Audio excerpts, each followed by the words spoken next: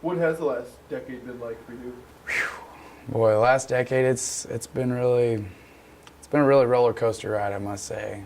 I mean, it's just fluctuates. There's been some ups, but there's been some really down times, I must say. I mean, but you know, I've made the best of my situation. I'm here. I'm living and breathing now, and I'm thankful for that. Doing what you do you think you're handling what your dad would want you to? Yes, I do, actually. I mean, maybe not so much when I was a little younger, but the more I've grown up, you know, the more I've matured and dealt with things in a more mannerable way. One thing I've learned about through just reading through the art scripts and stuff and watching the testimony over the years is we really haven't learned much about who your dad was. You grew up with your dad. Yeah. What was he like? He honestly, is a lot like me. He's just really outgoing, you know, he really didn't meet people that didn't like him. He was just a happy-go-lucky all the time. I mean, like I said, everybody liked him. He just knew everybody. It was just you never caught him without a big smile on his face, to be honest. I mean, he was just always just happy about everything. Everything was just always great. Did you guys do a lot of things together? Mm-hmm. We did all kinds of stuff together. I mean, like, I remember when I was 4 years old, no, maybe a little bit older than that, probably about 5 or 6, when I first learned how to swim. We got this pool out in our backyard, and we went out to the deck and whatnot, and he's like, all right, so you want me to teach you how to swim? And I was like, yeah, you know, I was pumped. And he just like, all right, you ready? And I was like, yep. Picks me up and just throws me in the pool. And I start doggy paddling, and I mean, I learned how to swim though. I mean, I guess that's the way to do it, but I've learned how to swim since then. He's the kind of guy that teaches you to sink or swim. Yeah, pretty much. Literally. Yeah. Did you, is that kind of his he has a joking personality? Oh yeah, big time, big jokester. He'd crack anybody up. And honestly, like, I've kind of been gifted with a sense of humor myself, and I feel like that's kind of where I inherited it from. Do you, you know, you're now 19, so you're getting to the point where a lot of your personal traits are coming out. Mm-hmm. Are you doing things and then catching yourself thinking, oh my gosh, that was my dad. That's a Jerryism right there. A lot of times, yes. A lot of times, other people do it for me. Like they'll point out. Mm-hmm. Whenever I don't know, just small things, you know, just joking around and making little smart comments about just anything like that. You know, I get called out about it a lot. It happens quite a bit. What's been obviously your dad hasn't been able to be there for you for the. I mean, it's a pretty big milestone. High school graduation, getting it, and learning how to drive. Yeah. And, whatever you're doing now, are you in college now? Yeah. Those are some pretty big feats, along with everything else kind of along the way. Yeah. What's it been like? Do you feel like he's alongside you the whole way? I do. I really do. Honestly, I use it as motivation to do better. To be honest, like at first, I didn't really know how to use it. But like I said, the more I grew up and I learned how to use things in a more mannerable way, like, you know, I remember high school was a little bit rough for me the first 2 years. I kind of let my grades slip a little bit, and then, you know, I just realized, you know, why be like that? Why not just get up and get it done? You know, that's what my dad would want me to do. If my dad were alive and he saw me slacking like that, he'd have his foot right up my butt. You know, but I use it as motivation to get out of bed every day and do something good. You know, and I feel like it's been a slow process, but it's going in the right direction, I feel like. What's been some of the hardest parts of the last 10 years?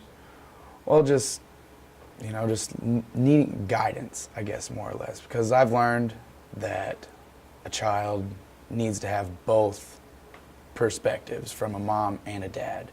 Because there's some things that moms understand better than dads, and then there's other things that dads understand better than moms. And that's just how it is. That's why, you know, it takes 2 parents to raise a kid. And I feel like I've missed out on, you know, some of his perspectives of things. And I mean, it's been hard, but like I said, I've made the best of it, and I did exactly, you know, what I feel like he would expect me to do. And what do you plan to do after college? Honestly, I'm not exactly sure right now. I'm just kind of playing the field right now. I mean, I considered joining the military. just because, you know, the way our country's going right now. I mean, that's a good thing to go into, but I don't know. It's just all up in the air with me right now because I'm young, and I mean, I know the window of opportunity is there for whatever, but I don't know. It's just kind of hard right now. I'm not really sure what I'm going to be comfortable with doing for the rest of my life. You know. Have you ever thought about kind of following your dad's footsteps into the dietary management? I did at some point. Because I mean, I'm honestly, I've turned into a big health freak myself, and I could honestly see myself doing stuff like that, but you know, we'll see what happens. Anything could happen in the next couple years.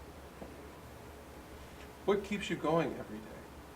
Honestly, he does. I mean, if I'm laying there in bed and I'm just dragging to get out of bed, I'm just like, oh, don't want to wake up today. And then I realize,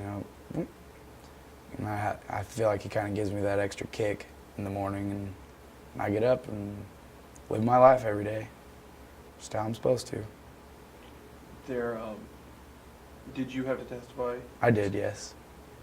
What was that experience like? Well, I mean, I feel like it was more or less a necessary evil because, I mean, I know it was for my dad's benefit, and I know that me doing my part would help bring justice to him, which he definitely deserved and he definitely got. But it did take me back to places, old gray areas that I really didn't, I don't know how, I'm not really comfortable going. But I overcame that, and I did what was necessary and said what I had to say, and I feel a lot better now because of it. I feel like a lot of weight's been lifted off my shoulders. Was it hard being in that same room? I mean, with him? It was very difficult. Very difficult. I mean, just knowing that him and my dad were like really, really good friends. Like, they were really good friends.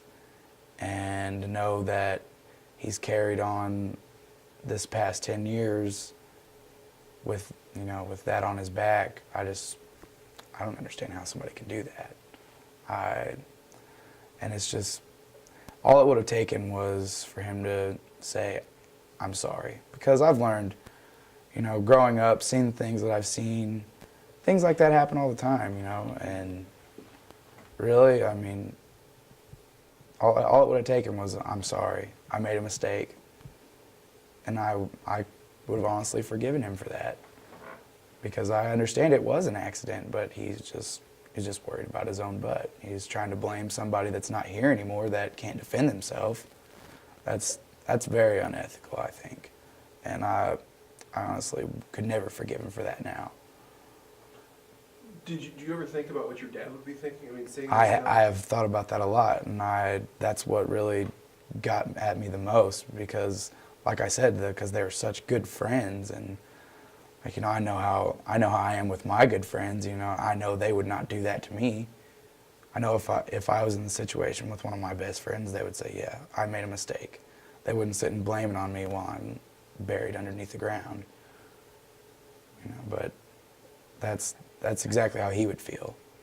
He'd be like, this guy was supposed to be one of my good friends, and now he's pretty much stabbing me in the back when I'm not even alive.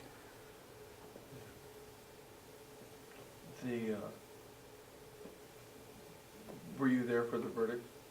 I was not.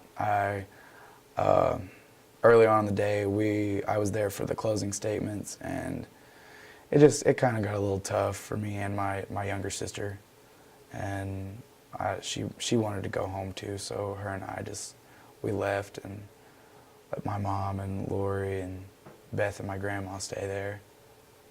Could you bear to look at him?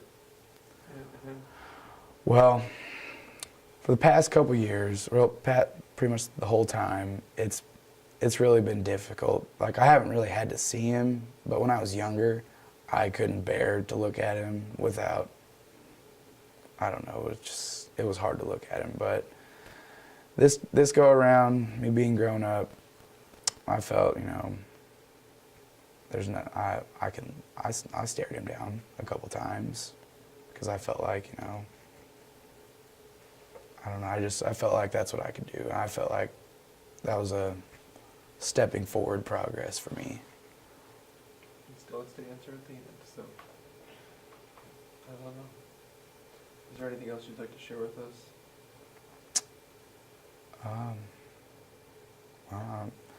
Not really. I mean, I'm just glad justice has been served finally, and I'm glad I can put this behind me and go forward. I mean, obviously, I'll never forget about what happened, but I can feel a little bit better now, and I'm thankful for that.